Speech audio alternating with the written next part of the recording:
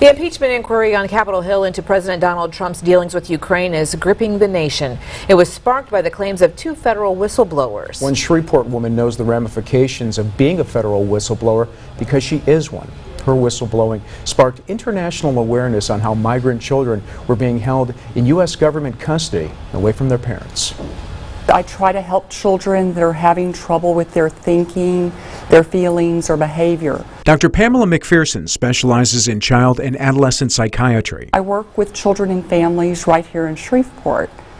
I went to medical school here in Shreveport, college at Centenary, high school at Byrd. Over the past 3 decades, she's developed an expertise on the effects of detention on children. In 2014, she became a mental health expert for the Department of Homeland Security's Office of Civil Rights and Civil Liberties. She examined federal family detention facilities, then gave feedback to DHS. In the spring of 2018, it led to her making a life-altering choice. Being a whistleblower can be lonely.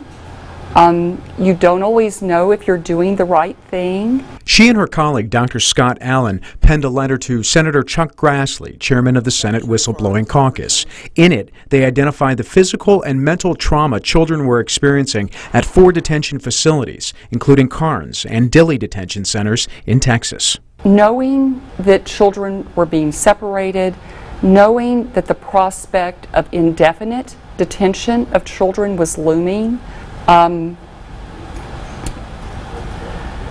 wasn't sleeping. Doctor, when did you reach your breaking point? When did you say, enough is enough, I need to inform the public about this? I watched, as many Americans watched, children being separated from their parents. I'm a mother. I couldn't imagine what parents were going through in those moments. Americans don't want to traumatize children. I felt I had to be a voice for children.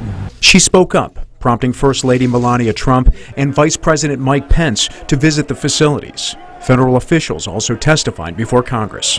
With regard to the FRCs, I think the best way to describe them is to be more like a summer camp. When I hear government officials say that the family residential centers are like summer camps, I know that's not true.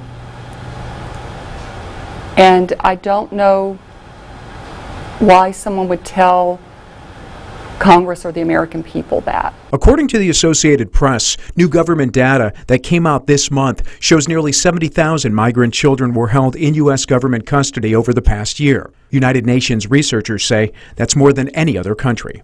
The American Academy of Pediatrics has been very clear that no amount, no length of detention is safe for children. Pediatricians are who we should all be trusting on this issue. But to become a whistleblower, she and Dr. Allen determined they needed an attorney to walk them through the process. The Government Accountability Project chose to represent them. The moment that I decided to become a whistleblower, it was as if a huge weight had been lifted off my shoulders. It's the same organization which represents the federal whistleblowers who sparked President Trump's impeachment inquiry.